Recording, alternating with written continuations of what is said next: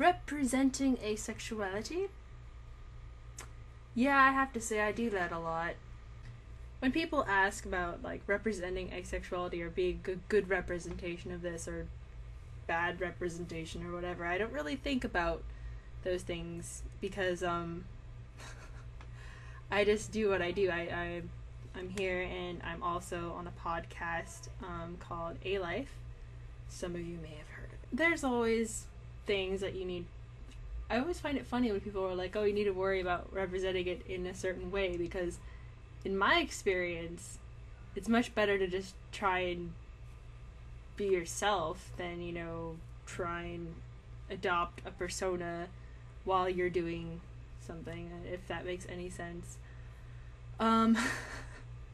Because when you do representation work at all, you find out that the other stuff involved is actually a lot more complicated than without, you know, trying to think about how you should be.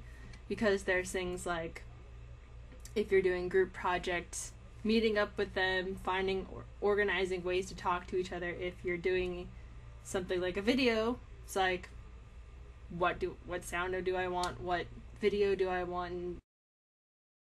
Those things always get me far more. I end up worrying about those things far more than what I say, and which I guess might be a bad thing.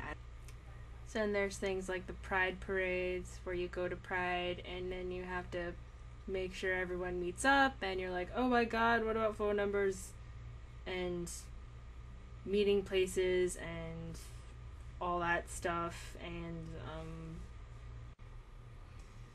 oy vey, picture of elegance, eloquence. Duh. Because here's the thing, sometimes when you focus on trying to say one thing instead of the other, sometimes you feel like you have no idea what the fuck you're talking about.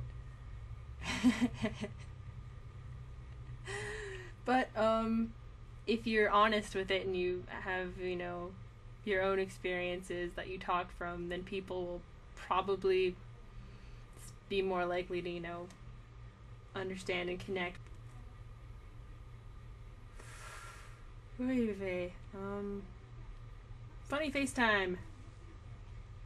There have been a few times where I kind of get overwhelmed by all those smaller details, like organizing my time properly, doing